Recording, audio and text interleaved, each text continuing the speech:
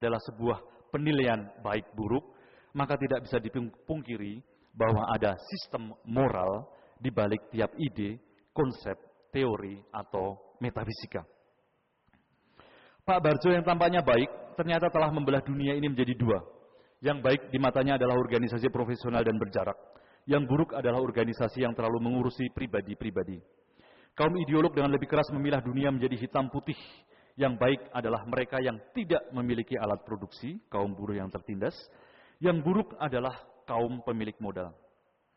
Dalam kasus-kasus di atas mungkin saja kita boleh percaya bahwa Pak Bardjo mengenal banyak organisator ulung lainnya, bahwa si ideolog partai juga mengenal beberapa pekerja dan pengusaha secara konkret, bahwa si agamawan juga mengenal realitas konkret umat manusia.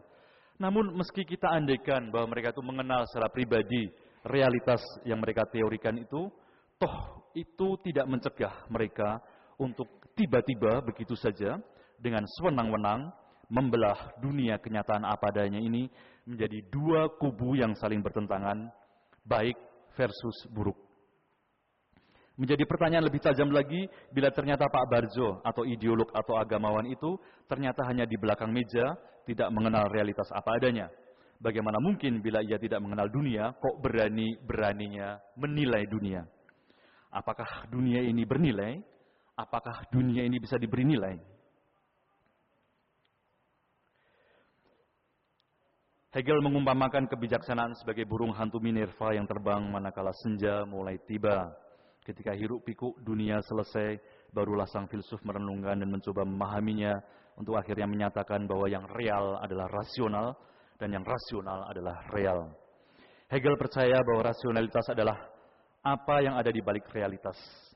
Seburuk apapun teater sejarah ini selalu ada semacam rasionalitas yang terungkap dan memajukan manusia ke roh absolut. Dan di depan optimisme atas rasio semacam ini, Nietzsche membuat alusi sangat tajam ketika dia menulis, barangkali yang namanya kebijaksanaan atau filsafat muncul di bumi sebagai burung gagak yang tertarik oleh bau busuk bangkai. Nietzsche mau mengatakan bahwa di balik teori-teori metafisika, ajaran-ajaran rasional, rupanya selalu sudah ada pembunuhan. Rupanya di balik katakan teorinya Pak Bardjo atau ideologi komunis, realitas selalu sudah dibelah dua. Tiba-tiba saja yang namanya pekerja selalu harus baik. Tiba-tiba yang namanya pengusaha selalu harus jahat. Dan yang baik harus menang dari yang jahat. Artinya separuh dari realitas harus dibunuh. Dan barangkali makanya Nietzsche mengatakan bau mayat dari pembunuhan-pembunuhan inilah yang sebetulnya menarik atau memunculkan adanya filsafat. Nietzsche mau menunjukkan bahwa di balik ajaran dan teori yang tampak rasional, valid dan tak terbantahkan seringkali ada bau bangkai. Apa bau bangkai itu? Tentu saja yang dimaksud adalah sistem penilaian moral atas dunia, di mana dengan segala teorinya itu para filsuf telah dengan sewenang-wenang membelah dunia menjadi dua, baik dan buruk, rasional dan irasional, untuk akhirnya memenangkan satu pihak, dengan artinya membunuh, mematikan separuh yang lain. Di balik teori konsep metafisika ada pembunuhan atas realitas. Apa yang ada sebagaimana adanya, jadi ini adalah realitas menurut Nietzsche, apa yang ada seada-adanya, campur aduk, abu-abu, tidak diterima apa adanya oleh para filsuf, melainkan dibunuh, dihisap kehidupannya, untuk ditonjolkan satu aspeknya. Para filsuf di mata Nietzsche adalah para pemuja ide mumi. Dalam teks Senjakala Berhala-Berhala, rasio dalam filsafat paragraf 1, Nietzsche menulis, kamu bertanya padaku mengenai idiosinkrasi atau ciri paling khas atau kenyelenehan paling khas dalam diri para filsuf. Misalnya, itu bisa kita temukan dalam kurangnya rasa historis, dalam kebencian mereka kepada kemenjadian, becoming, sifat egiptisisme mereka. Mereka pikir mereka melakukan penghormatan ketika mendehistorisasi sebuah hal di bawah kategori subspecie aeternitatis. Atau menjadikan kategori itu kekal. Saat mereka mengubah hal itu menjadi mumi. Apapun yang ditelah oleh para filsuf selama ribuan tahun sebenarnya tidak lain adalah ide mumi. Tidak ada satu hal real pun yang bisa lolos dari tangan mereka hidup-hidup. Mereka membunuh tuan-tuan pemuji nosi-nosi abstrak ini. Mereka menetralisir apa saja yang mereka puja, menyedot kehidupan apa saja yang mereka puja. Mari jadilah filsuf, mari jadilah mumi. Mari tampilkan monotonoteisme dengan wajah penggali kuburan. Mengapa para filsuf nekat menilai dunia? Mengapa mereka menjadi pemuja kematian, ide-ide mumi?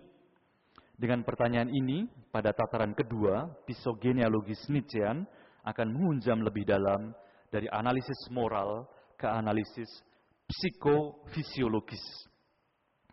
Menurut Nietzsche, di balik moral, jadi ada metafisika, di balik metafisika ada moral, dan di balik moral ada sebuah kehendak yang adalah tubuh, yang adalah manusianya, itu sendiri.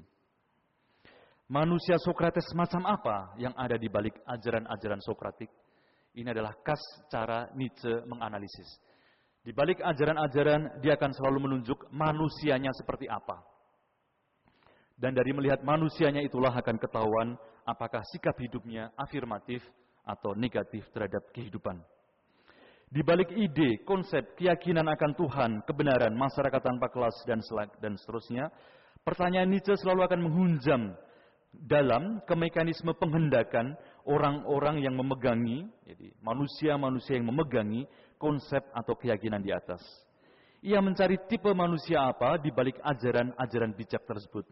Kesamaan fisiologis, kesamaan fisik macam apa, sebab-sebab patologis, ya, sebab-sebab kesakitan macam apa, yang membuat orang membuat teori-teori yang di dalamnya mengandungi penilaian-penilaian tidak menarik atas kehidupan. Ada apa dengan diri, dengan kehendak, dengan tubuh, dengan insting dan rasionya? Ada apa dengan diri Pak Barjo yang menghendaki sedemikian rupa supaya organisasi itu mesti profesional dan berjarak? Mengapa ia hanya menghendaki bahwa yang benar, artinya baik, itu mesti demikian?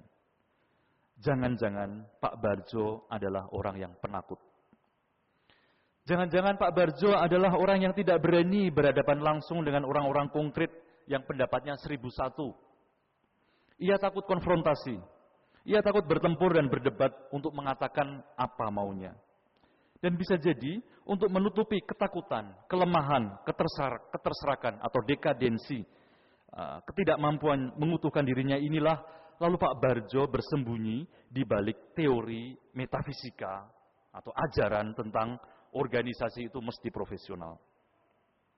Semakin Pak Barjo kekeh memegang kepercayaannya bahwa organisasi mesti begitu, artinya semakin ia membutuhkan pegangan itu karena tingkat kacau balau dirinya sudah parah.